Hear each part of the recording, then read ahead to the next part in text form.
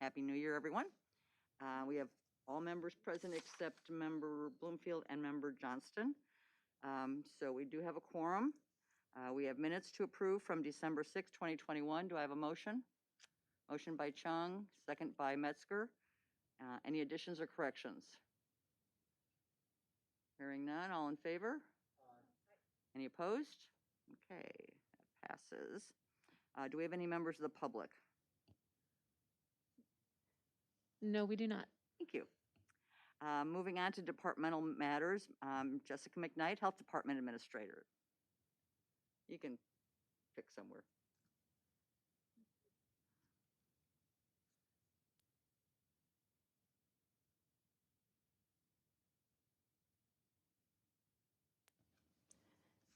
All right.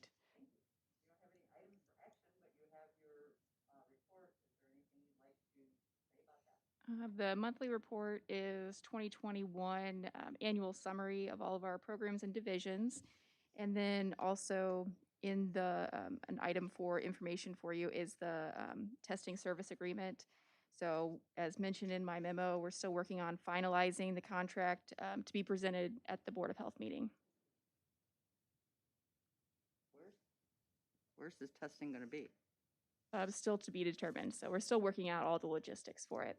Okay. Is this going to be timely in the fact that right now the demand is very high, but it may taper off?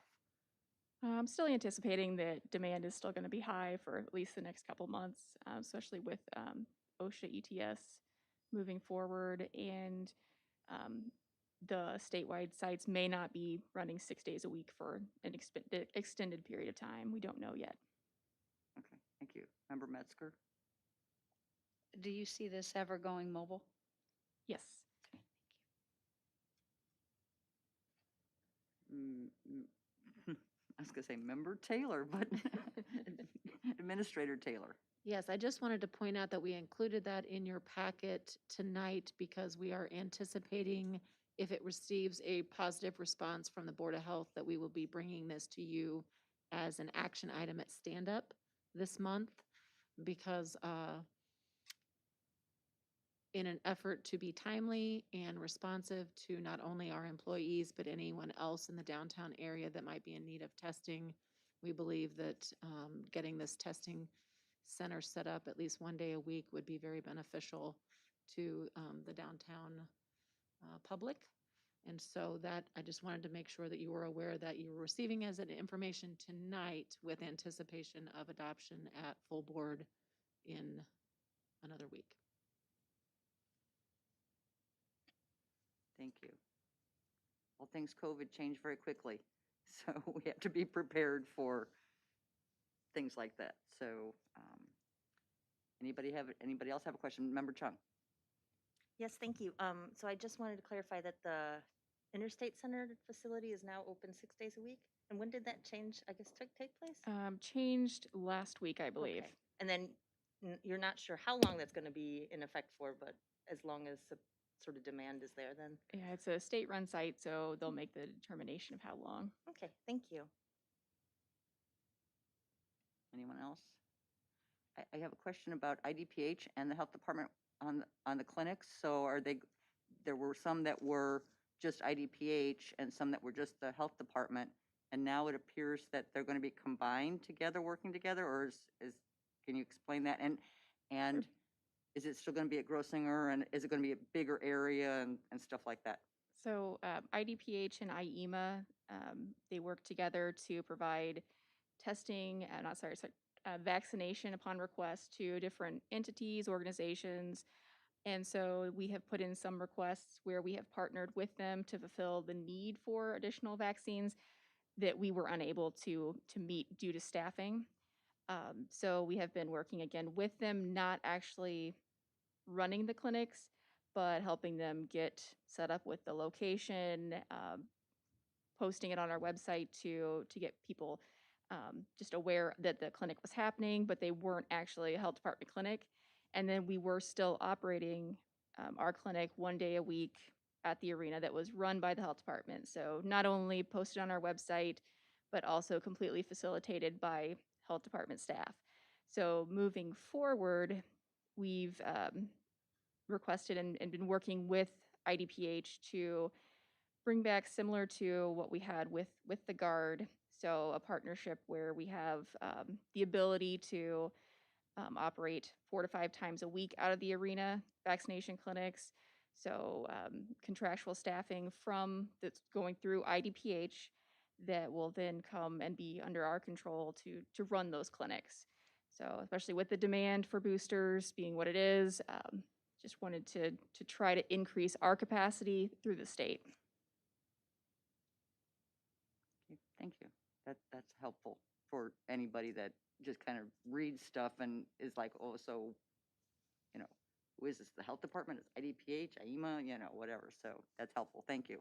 Anyone else have any questions? Member Chung. Yes, thank you. Now I know, oh no, what was I gonna say? Oh, I know that, I guess I'm happy to see that because of this sort of rise and the spike that we've been having, that it looks like that it seems like more vaccines are going in people's arms over this past week, 2 weeks or so. So that, I don't know, I guess it's just happy to see. And I guess the one thing that is concerning me, because I am a mother of 2 young children, is that the sort of numbers for young kids who are, 5 to 11, that sort of age range is really kind of lagging behind. Um, I guess, do you have any other sort of ideas about what you can do, or clinics at school? I mean, I know the clinics at school things might be kind of weird, but I know, is there any other ideas that people are kind of trying to put out there? So local providers, we're working with the schools to make that available to parents as an option. And, we've had a couple mass vaccination clinics, if you will. We also, out of our office, offering anytime someone's there. So if they bring their kiddo to their just normal vaccine appointments, offering that. But really, the ahead before it was rolled out, 30 to 40% was kind of what we were, actually less than that, 20 to 30% is what we were estimating. But we'll continue to do, public service announcements, social media, and really just making it as convenient as possible for parents, I think will help. And so, again, when they're there for regular immunization appointments, making that, just offering it and trying to get them to take us up on it. Thank you. Yeah, and I mean, I guess I'm just going to say this here, so it's on the record. Both of my kids did get their vaccines over the past month or so, and it was super easy. They didn't they did it through a local pharmacy, but still, so I don't know. It was just for us, at least for my family, there's that sort of peace of mind there, I guess, now that my kids are vaccinated and had minimal side effects. Now, I do have to say that this was like a parenting win for me. There's very few of them in my life, I have to say, but the fact that I was able to schedule their first appointment the last day before Thanksgiving break so that they were able to kind of take it easy that next day. And then their second shot was the last day of school before winter break. So I'm going to give myself a pat on the back for that. But no, I think that, I guess the more, that's the sort of thing for me that's a little concerning, because kids are going back to school either today or tomorrow. And I guess there's just a lot of unknowns of what's going to happen here. But thank you for all the work. And I also did want to add one more thing, is that the report that you gave, I know that you said there's this sort of year report. I know that COVID's been kind of everything for the sort of forward facing of what the health department's been doing, but it's really amazing to see all the work that you've been doing amidst the pandemic. But thank you for all of that. Thank you. Anyone else? Thank you. She's here.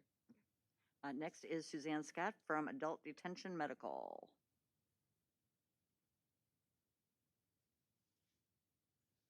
Come right down here, Suzanne.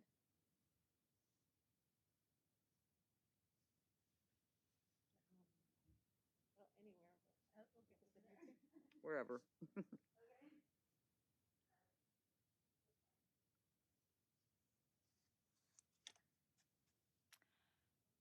And you don't have any action items, but we have your report.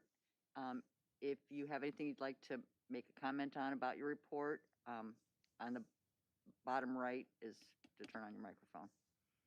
So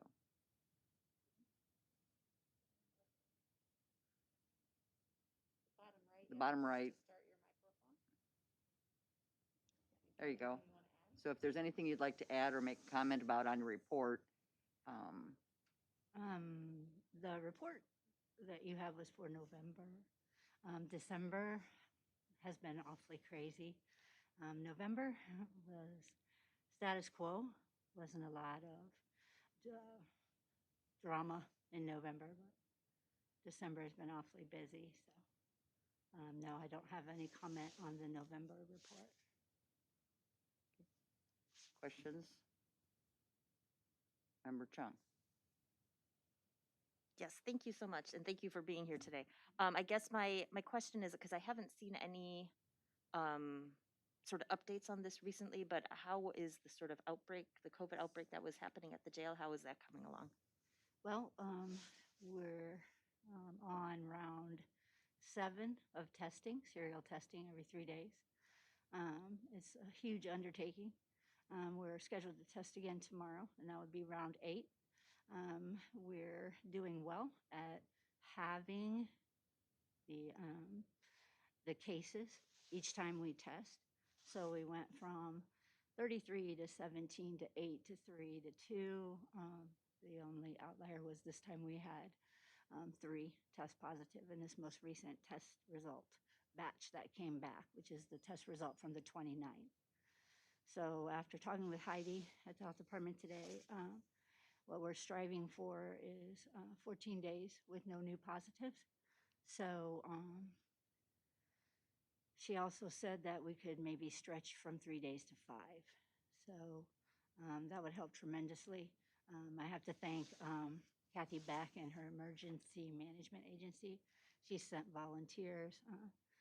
Sometimes just someone to bag and tag is all we need to, actually get testing done. Maybe just on any given morning. When we first did it, the first round took just about 3 days using jail staff alone. But we've coordinated to have 2 teams just disperse at the same time around 8 o'clock in the morning. And we're usually done again by 10:30. So we're reducing the number of people that we're testing. So we're not testing the people who have already tested positive again. But it's still a number where our census usually runs around 200. So we're hanging in, and things are coming around again. We have to discuss, of course, where we're going to house people moving forward. We have a large group that has made it through their 10-day quarantine and are anxious to come out the other side. So that's where we stand. Yeah. Yes, thank you for that update. I guess my other question is, and just because I guess I'm just trying to sort of clarify the protocol. So I understand that before, at least for the past almost 2 years now, when an inmate comes in, they're quarantined still for 2 weeks before they're released to the general population? 10 days. Yeah. Oh, 10 days. Okay. And still nobody is tested when they are admitted? No, Okay. not initially. Okay. No. Anybody could be tested if they were suspicious. Usually the nursing staff is called in with symptoms that would make us ask the questions and do a follow-up test. People are tested before they go to DOC. Yes. That's a DOC requirement, and that fulfills our random testing requirement. It was actually during one of those DOC random tests where we found our patient 0, if you will, the first one that surprised us with actual positivity. So from there, it was made, the decision was made to test the unit where he was housed. So, yeah. And in general, the inmates the positive cases, are they showing sort of minimal symptoms, or how Yeah. how are Yeah. they doing? Minimal symptoms. Usually they're young, 20, 25. Okay. A lot of times we surprise them with their result. They're saying, well, I'm fine. I don't understand why our doctor usually gives a protocol of medication when somebody tests positive. So if their cup suddenly fills up with extra meds, we explain to them what's going on. So we try to get the results out to them as soon as possible. a copy of their results. They're all anxious to have that. So takes extra staff, but we're making copies and getting the results out. I think we just passed out the results from 1229. Thank you so So, much you're for that welcome. update. Thank you. Any other questions? Hearing none. Thank you. Oh, you're welcome. Thank you. Next, we have Jason Tabb, Juvenile Detention.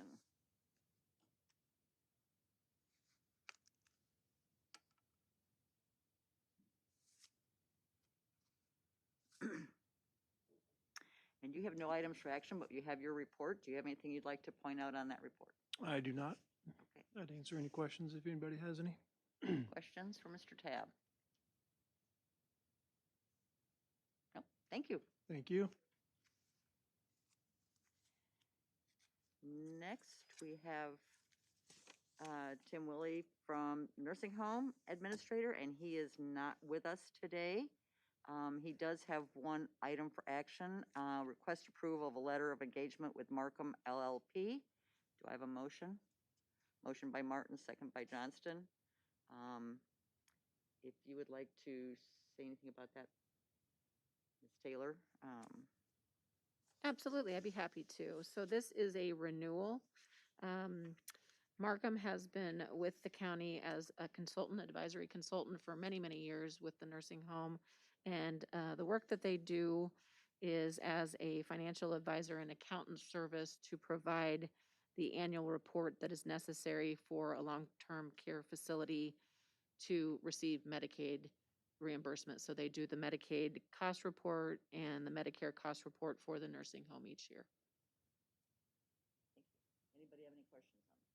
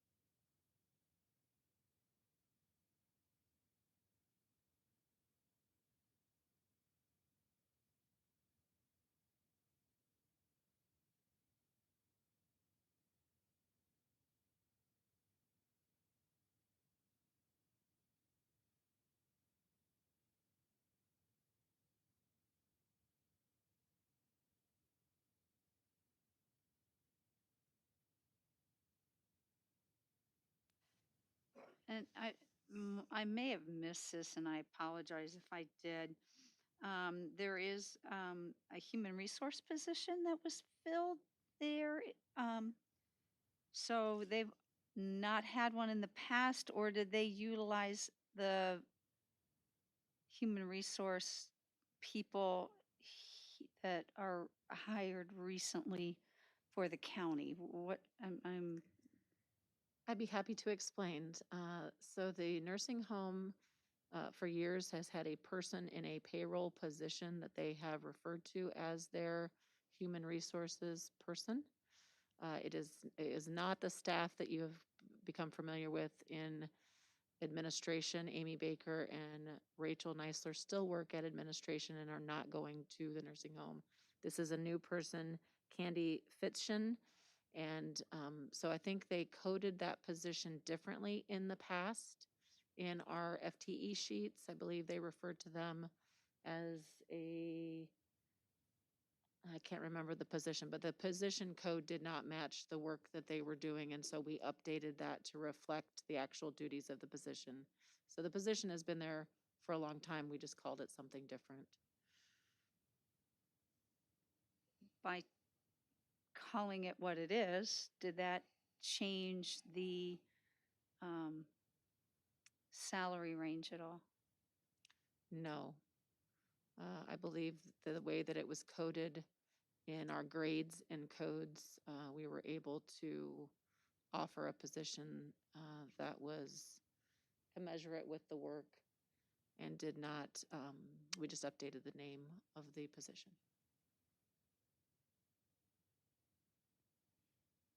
Member Johnston? Thank you. Just having read through the report, there are a couple things that I wanted to congratulate. You know, he's not here, but congratulate Mr. Wiley. The census continues to come up, which is good news. Then we also, the news that we're getting higher Medicaid reimbursements, and I did want to ask Ms. Taylor about this. Is that something that we knew was coming, or is that something that we planned for next year budget-wise? I was not aware that we were going to be receiving that large of a bump in our reimbursement, so it was a surprise for me. And that would not have been reflected in the budget that we prepared earlier this year. Okay. And so that might be a very positive trend in the revenue streams for 2022. I'm looking forward to seeing what we're going to be able to do with the increased reimbursements and looking forward to our monthly reports. I did have a question on page 39 on that part of the monthly report. The November numbers indicate that we actually had a net income, but the numbers are in parentheses, so I don't know if that's something we wanted to correct for the record, or somehow I'm misreading that and we actually had a loss in November. Oh, yes, we'll have to correct that. I believe that was just a typo in his report. I think it was too. I just wanted to, if Mhm. it was, then get it corrected for the record.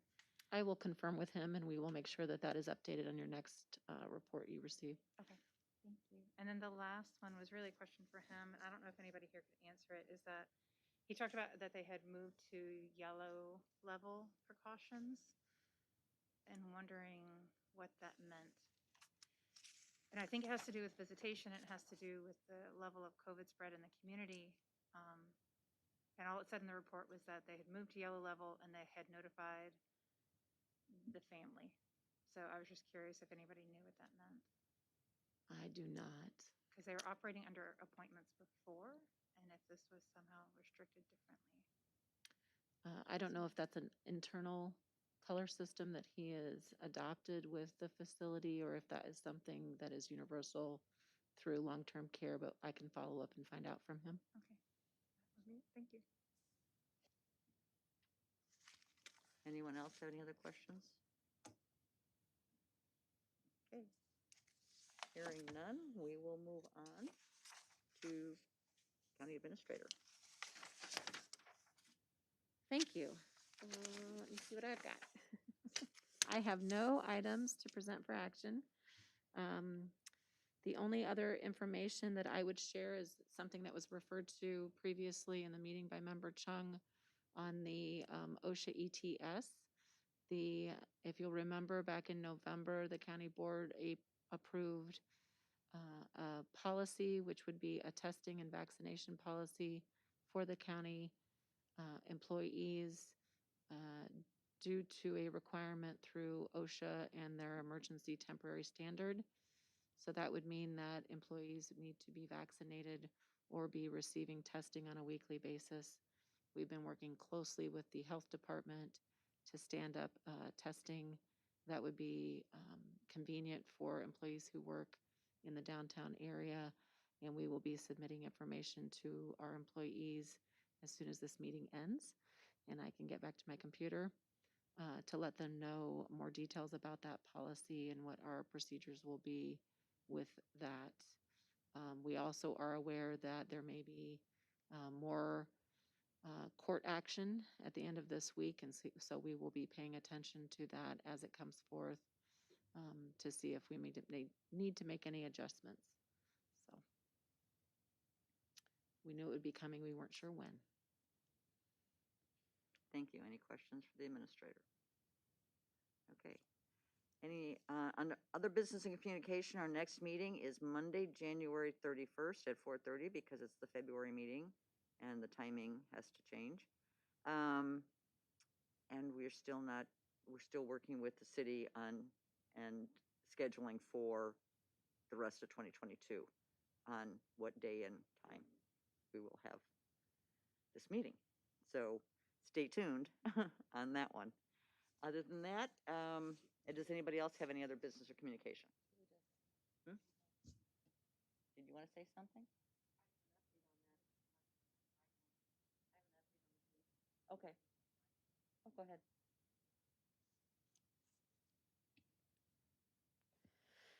Yeah, I've been working closely with Amanda at the city, and it looks as though they've been able to adjust some things for their meetings, and we've been able to adjust some things here.